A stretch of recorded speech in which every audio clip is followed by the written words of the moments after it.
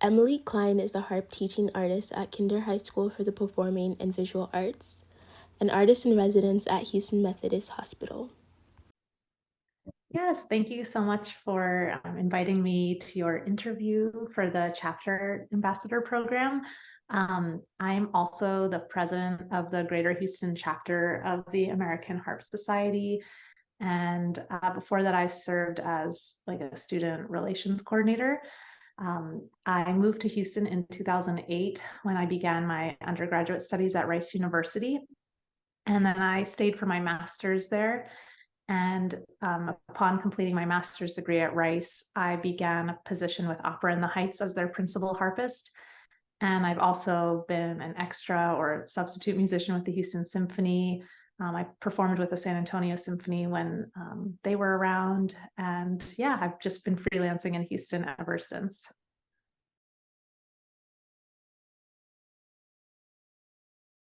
When you are not at the harp, what are some things you do to occupy your free time? Yeah, so I recently gave birth to a daughter. So I love my family time, my baby and my husband. And besides that, I really enjoy hiking and taking walks, and gardening is one of my passions also. So that brings me a lot of joy and relaxation when I'm not doing music. What do you use to treat painful blisters? Yeah, that's a great question. So I've never been one to get really bad blisters when I'm practice. I guess I'm lucky that way. But what I recommend to students, or if I do end up having like a painful nail or something like that, I'll put a little aquaphor on the nail or the blister at night. Maybe I'll wrap it in a Band-Aid.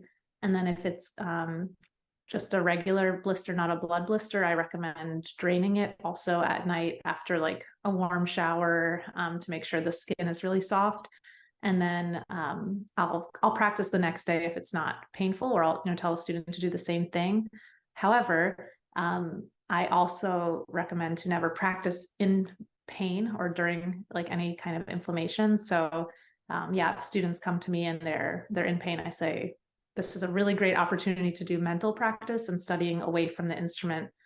So don't overdo it with, tearing up your hands.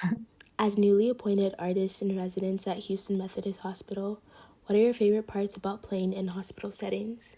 That's a great question. So yeah, I started performing in the pilot program of the artist in residency at the Houston Methodist Hospital. And it's just a 1 month program for right now. And they're hoping that it will extend past this month. So what's really been amazing about this program is bringing the concert hall into patients' rooms, where these are patients who've been in the hospital for anywhere from 6 weeks to 6 months at a time. Many of them are cancer patients, and many of them enjoy really intense classical music, and also just light and happy music that they grew up with. So a lot of these are elderly patients. They like music from the 40s, 50s, 60s, and 70s. So I've loved being able to play, Debussy alongside Led Zeppelin, and just really being able to connect with people on that personal and individual level. It's great being able to perform in a concert hall, but knowing that you are able to touch someone's life while they're in pain or feeling isolated has been immensely gratifying for me. Do you wish there were more performing art high schools, and what advantages do you believe they offer? Yeah, so I think Houston is really great that we have so many strong music programs in different schools, in school districts. I think, there's always room for growth. And the High School for Performing and Visual Arts is structured so that the music majors get to really immerse themselves fully in what an orchestral and chamber music lifestyle is like. So I think it's great that we have a performing and visual arts high school.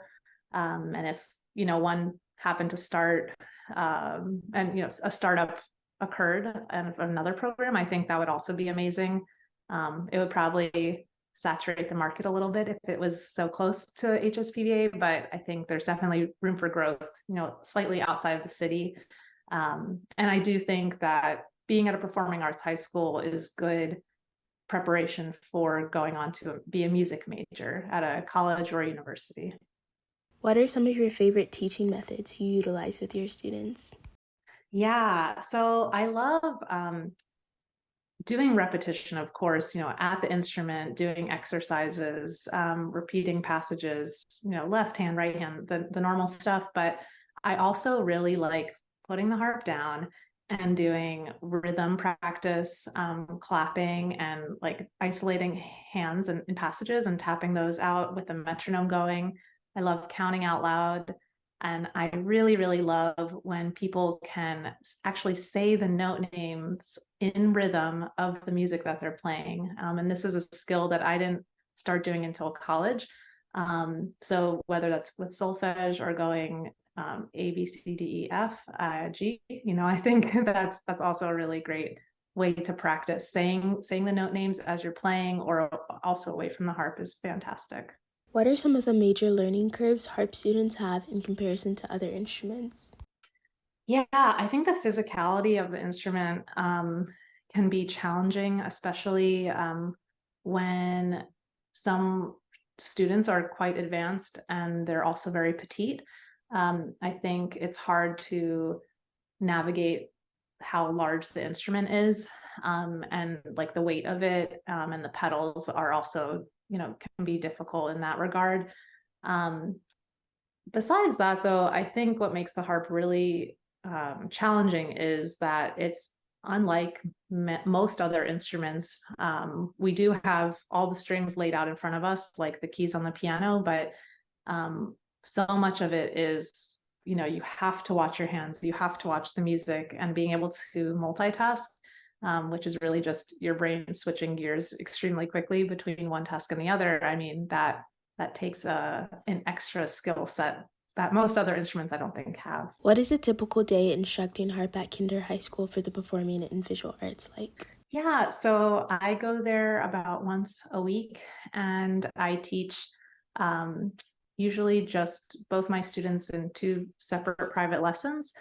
In years gone by, I've also coached them in chamber music sessions, and orchestral parts to, doing coaching together for both of the students, or sometimes there have been three students at a time.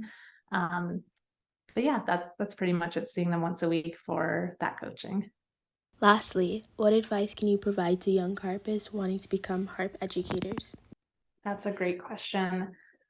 I would say it's really important to take risks in your career, and to always seize opportunities that may present themselves. Um, you know, not to shy away from what you're dreaming of and what your dreams, can be. So I think if you have a vision of something that you want to make it happen, just go for it. Be fearless and talk to other people about it, because usually if you're really excited about your idea, other people will also get excited and want to help you. And I think that's something I didn't realize until I maybe was like at the end of my master's degree, that yeah, when you come up with a good idea, people want to jump on board and want to support you.